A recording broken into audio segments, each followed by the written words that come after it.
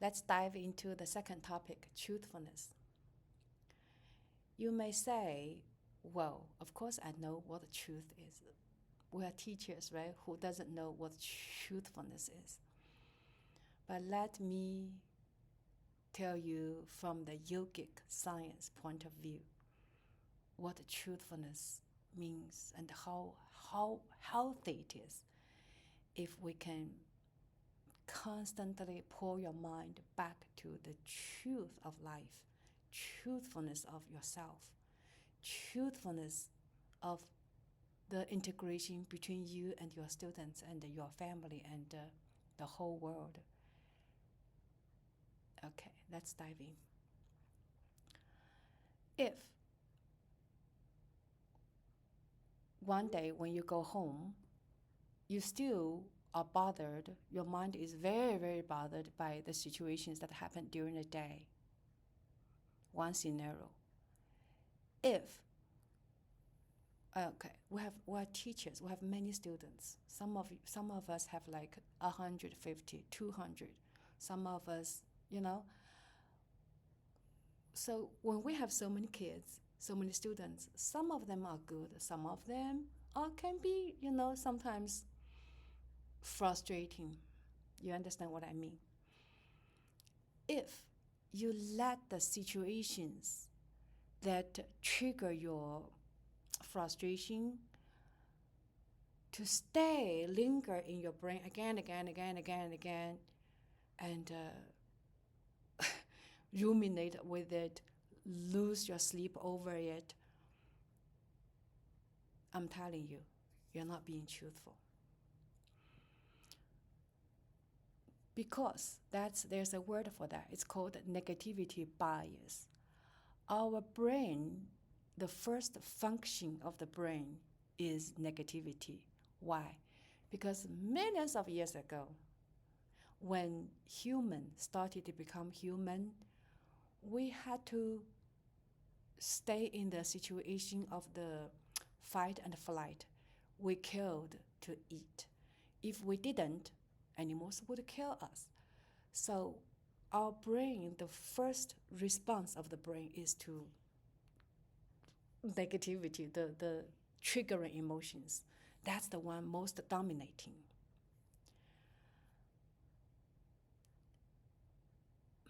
So that's why mindfulness is so important for teachers and for anybody. We literally need to rewire your mind to use 5 minutes a day to start with, to remind yourself what is the real truth. Let me tell you.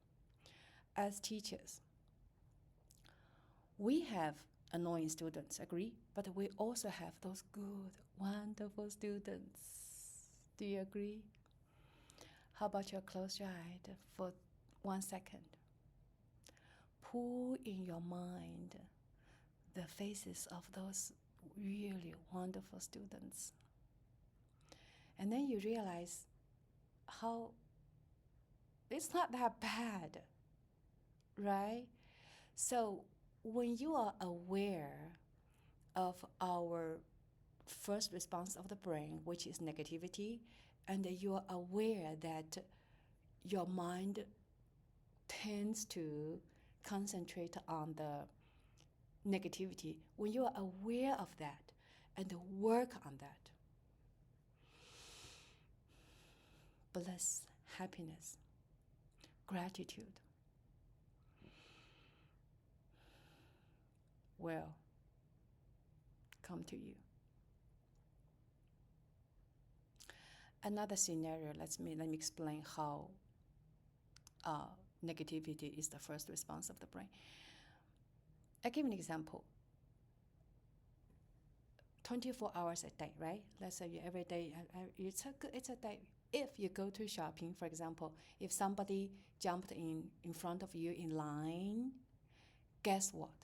Guess what's happening? You go home, tell your family, oh my gosh, today when I was shopping, but usually we forgot. Another 23 hours of that day was good. Our mind tended to grasp the negative situations that happened that day. So with that in mind, when we are aware, when we know that, much easier for us to find the real truth. Okay, let's start today's practice for truthfulness. It may be a little bit longer for the meditation for me to teach it, but you are welcome to lengthen it at home. Okay. And also another thing, you're welcome to put on the favorite music, and then but use this technique of finding what is the truth. Okay. Always box breathing. Now we know. Inhale for 4. Hold. Exhale. Hold. Inhale, now it's a little bit deeper now. From the back of the body. Hold. Exhale from the back of the body. Hold. So when you breathe like that, it's deeper and you can lengthen your breathing a lot more. And you can breathe now 6 counts this time. So inhale for 6. Hold. Exhale for 6.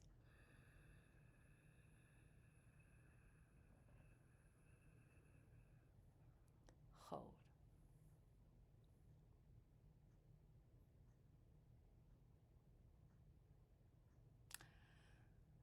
Close your eyes. Find the center of your body. The column of, in yoga, it's called chakra. So 7 chakras from the bottom of the spine, and then second chakra. If you all come to check on YouTube, it's everywhere what chakra means, okay? And then heart, and then throat. So find the column of your center.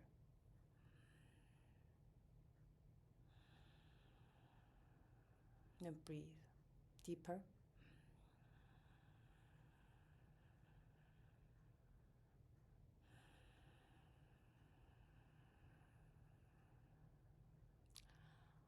When you find the center of your existence, of your being, it's easier to find the center of your day. So remind yourself, when you're breathing, breathe out. What does it mean, a day? A day. The sun rises in the morning. You wake up. You may have a cup of coffee. You may have breakfast. You go to work. You start teaching. You give. You offer your love, no matter how many classes you teach. A day. You have breaks in between the classes. You have lunch, right? As teachers, right? A day has so many activities. A day has activities we can control, but a day also has activities we cannot control. Can you control the sunrise? Can you control the moon? Can you control clouds? Can you control the sky being so blue? No. So when you open your mind after the deep breathing, you extend to the outer existence.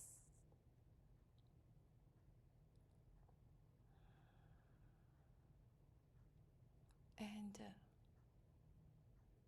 find gratitude like we're one part of this existence. Then slowly come back to center.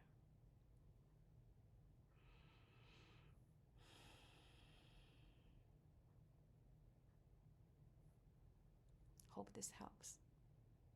Namaste.